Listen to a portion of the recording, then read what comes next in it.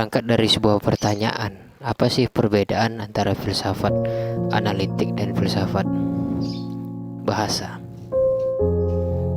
Nah, kali ini kita akan bahas perbedaan antara keduanya. Nih. Sebelumnya kita telah membahas Wittgenstein ya sebagai bapak filsafat analitik atau filsafat bahasa di dalam bukunya yang berjudul Tractatus Logico Philosophico. Kemudian yang kedua, buku yang terbit setelah dia meninggal, yaitu Philosophical Investigation. Nah, kedua buku ini memberikan pengaruh yang sangat besar. Nah, Tractatus Philosophico ini menyebar luas di Cambridge ya.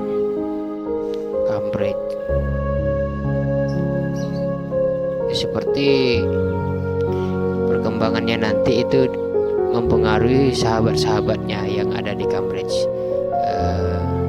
sahabat-sahabat Wittgenstein yang ada di Cambridge seperti More, Russell dan lain sebagainya itu.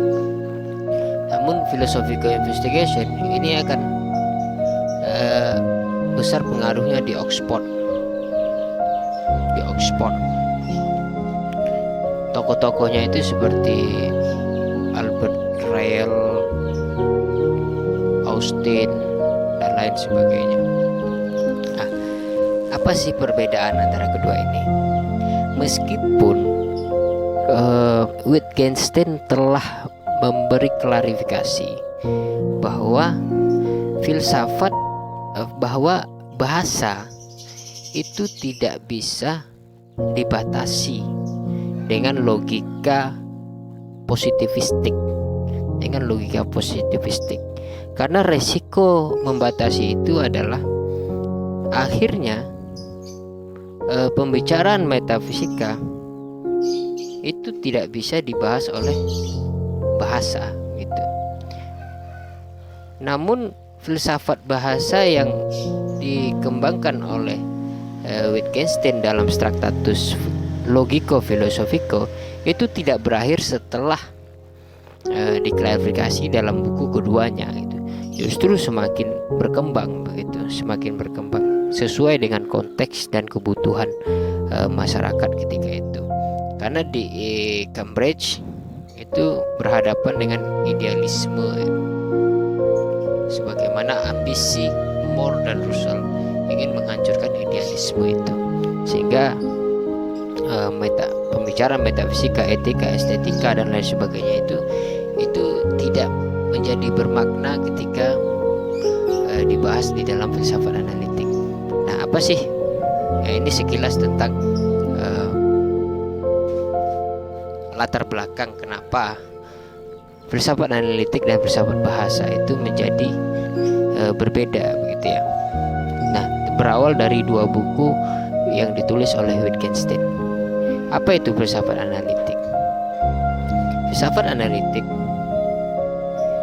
sebagaimana telah saya sampaikan sebelumnya, bahwa dia berbicara tentang what is the meaning. Sama halnya dengan filsafat bahasa, juga berbicara what is the meaning. Hanya saja ada perbedaan metode. Filsafat analitik berdasarkan fakta empiris dan realita, sehingga teori-teori yang dilahirkan dari filsafat analitik seperti logika bahasa yang dibuat oleh yang berasal dari More, kemudian seperti atomisme logis berasal dari Russell. Nah, kemudian ada lagi nanti positivisme logis dan lain sebagainya. Semua teori ini menolak metafisika.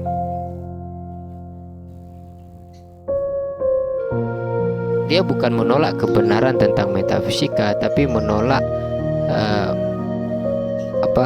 bahwa bahasa itu tidak bisa menggambarkan sesuatu yang tidak tampak, yang tidak ada gitu. Sama dengan teori Wittgenstein yang pertama tentang logika gambar atau logical picture. Segala sesuatu harus memiliki alamat gitu. Setiap kata harus memiliki alamatnya gitu. Jika dikatakan kursi, maka harus ada bentuk kursi.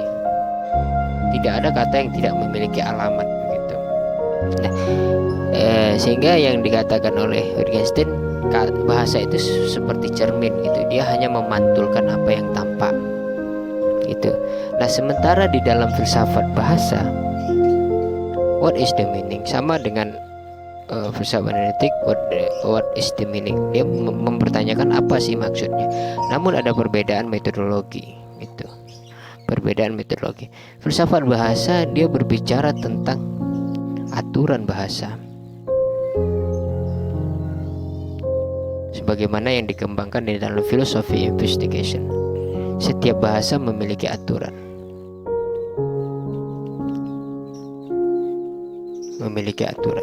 tidak berhenti pada satu perspektif atau persepsi gitu, tidak berhenti pada hal-hal yang bersifatnya membatasi. Justru bahasa itu tidak terbatas, sehingga definisi bahasa di Philosophical Investigation itu adalah bahasa itu sebagai bunyi dan gerak.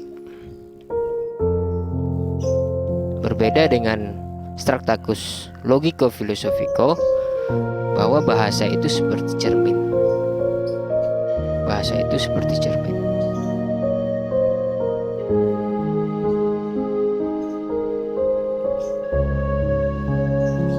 Nah, kedua inilah yang mendasari perbedaan antara filsafat bahasa dan filsafat analitik.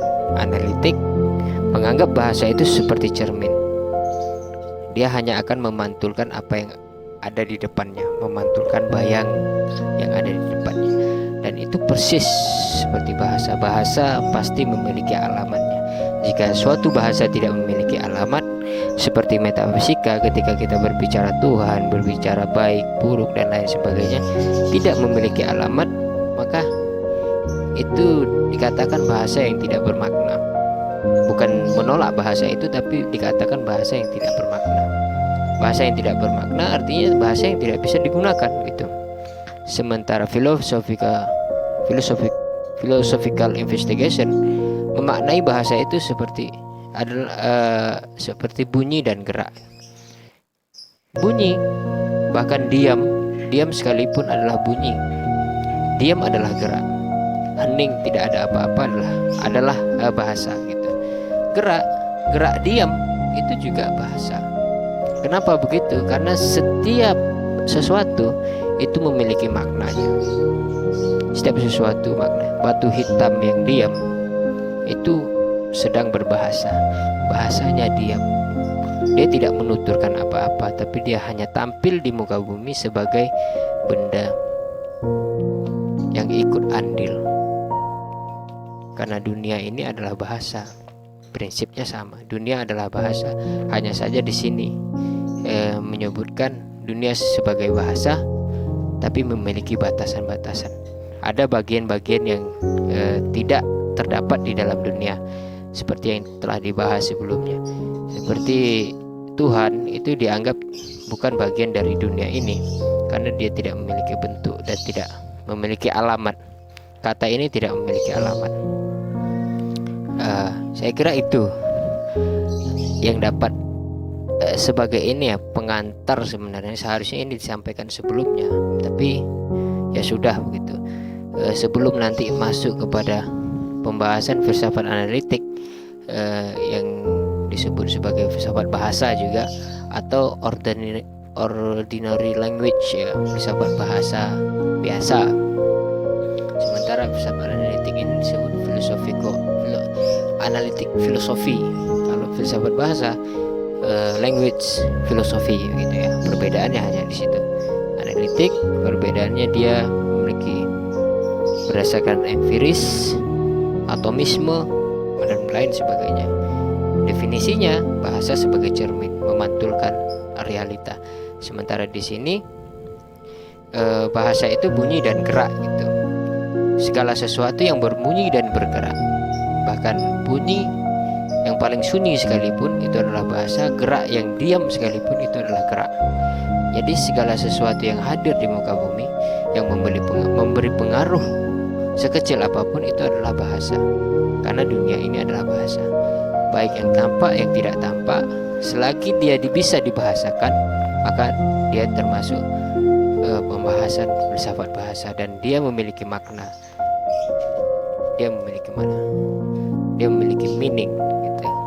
Saya kira itu ya. Terima kasih. Salam.